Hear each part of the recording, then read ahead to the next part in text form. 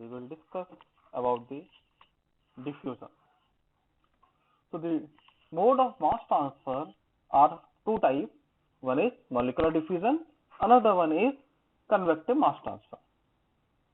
So in case of molecular diffusion, the mass transport by the atomic motion takes place. Specifically, if we discuss about the gas and liquid, the random Brownian motion of the molecules is lead to the diffusional processes. In case of solids, the vacancy diffusion or interstitial diffusion will take place, and this diffusion happens due to the concentration gradient, and it is a passive process, which means that there is no energy requirement or needed. So whenever there is a concentration difference in a medium, nature tends to equalize things by forcing a flow from the high to the low concentration region. So if you see the picture here, the salt at the bottom in a water container, at some time, after some time, the salt is completely dissolved into the liquid and it becomes a salty water. So this process termed as diffusion processes. So the molecular transport process of mass is characterized by the general equation, that is the rate of transfer process equal to the some driving force divided by the resistance provided by the material. Now, before moving further, we need to understand what are the concentration, the velocity and fluxes. So as the concentration of a species in a solution is expressed in terms of one of the following, that may be in terms of density, in terms of concentration, in terms of weight fraction, in terms of mole fraction, and all the symbols are defined here, where rho is the density, C is the concentration, W is the weight fraction, and X is the mole fraction.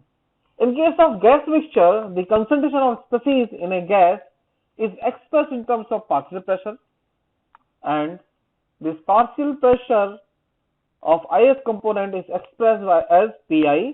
Then mole fraction in gas phase Yi is equal to the Pi upon total pressure P.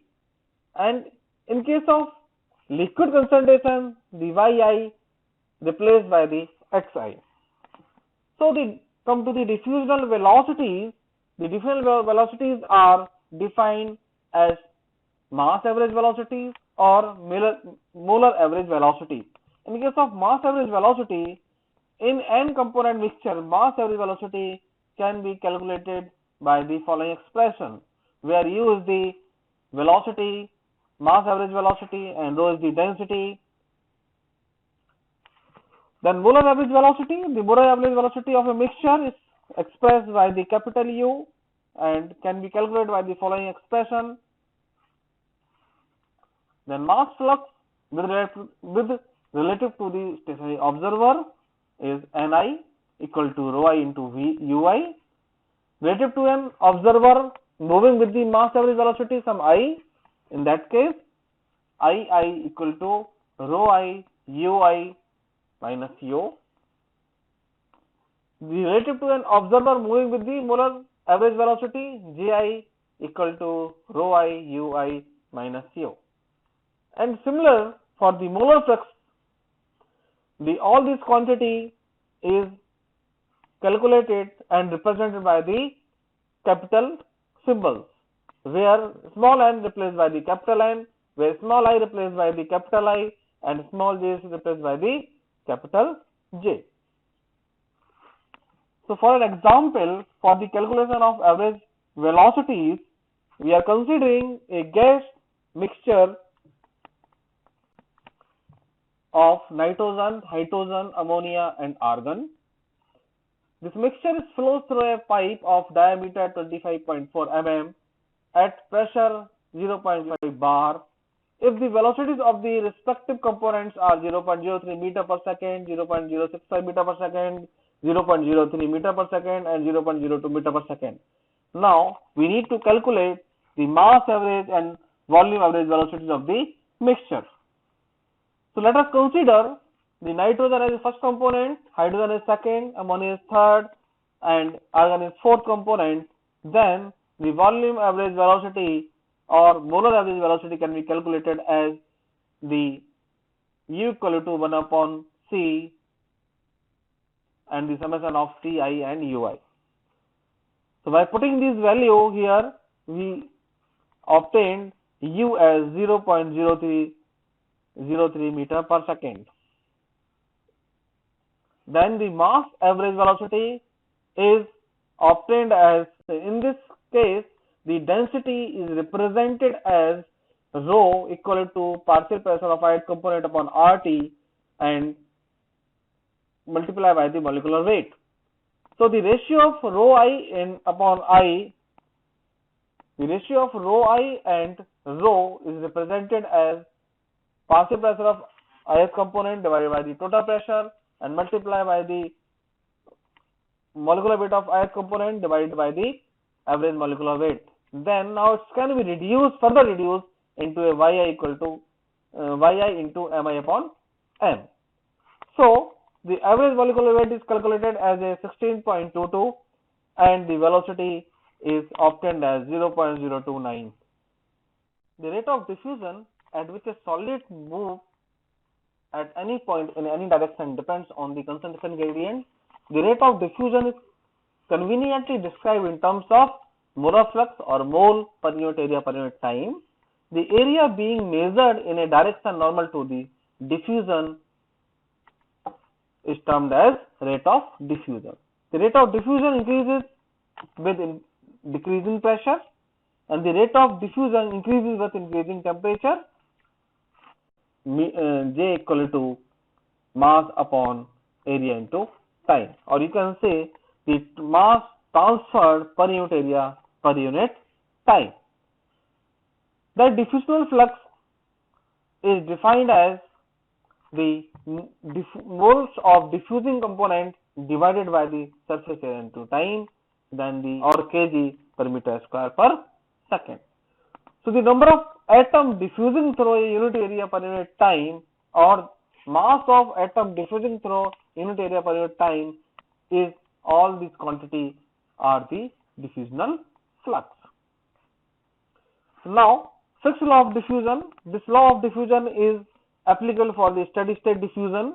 In that case, if you consider a component A is diffusing in component B, so in that case the molecular diffusion or molecular transport can be defined as a transfer of movement of individual molecule through a fluid by means of random individual movement of the molecule. If there are greater number of A molecules near 1 than the position 2, then since molecule diffuse randomly in both directions, more A molecules will be diffused from 1 to 2. The net diffusion of A is from high to low concentration region and diffusion raises due to the Brownian motion in a molecule. So the rate of diffusion is independent of time in case of steady state diffusion, and it's only the function of a concentration gradient, or we can. So now first law. This law is applicable for steady state condition. In that case, the rate of mass transfer or flux is directly proportional to the concentration gradient. When we remove this proportionality sign, the constant d appears. So J, in that case, J becomes J equal to minus d dc over dx, where d is the diffusion coefficient. If you see this figure, so here the area, this shaded area is considered as a area from where the flux is diffusing, and the slope of this particular line will provide you the concentration gradient. So the concentration gradient is a driving force, and this minus sign means diffusion is in downhill side, or you can say that diffusion, the species are diffusing towards lower concentration, and this diffusion again will not change with the time because of it's a steady state diffusion. And the concentration profile, when you plot the concentration quantity on y-axis and the position on x-axis, can be expressed by this particular figure, where the mass transfer flux is proportional to the concentration gradient, and here the thin metal plates having the separation of gas A and gas B, where the pressure of gas A is PA and pressure of gas B at PB. So with the first law of diffusion, J Az is directly proportional to minus dC over dz, and the concentration profile can be drawn here as this. So at the interface 1, the concentration will be Ca1, and at the interface 2, the concentration will be Ca2 or Xa2, and the species is diffusing from position 1 to the position 2, and dAb is the diffusivity. If you convert this concentration gradient in terms of mole fraction or Xa1 or Xa2, in that case there is one modification in the diffusion flux, J equal to minus C dAb dx over dz, where dAz is the molar flux, dAb is the molecular diffusivity, Ca is the concentration, Z is the difference between the, or you can say thickness of this thin metal plate, and C is the concentration of A and B, and X is the mole fraction of A and B. So there are some other diffusion phenomena also exist, such as thermal diffusion, the diffusion due to the temperature gradient. Usually it's negligible, but it having some significant effect at very high temperature gradient.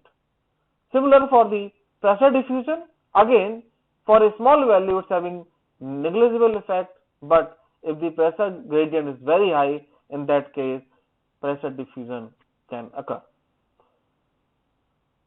The force diffusion, this type of diffusion occurs when we have to impose external forces or body forces such as gravitational forces, electrical forces, and magnetical forces. In case of electrical forces, the example is charging an automobile battery is the best example for the force diffusion processes. And Knudsen diffusion, it's a very slow diffusion, and this type of diffusion phenomena occurs in porous media where the Reynolds number is very, very small.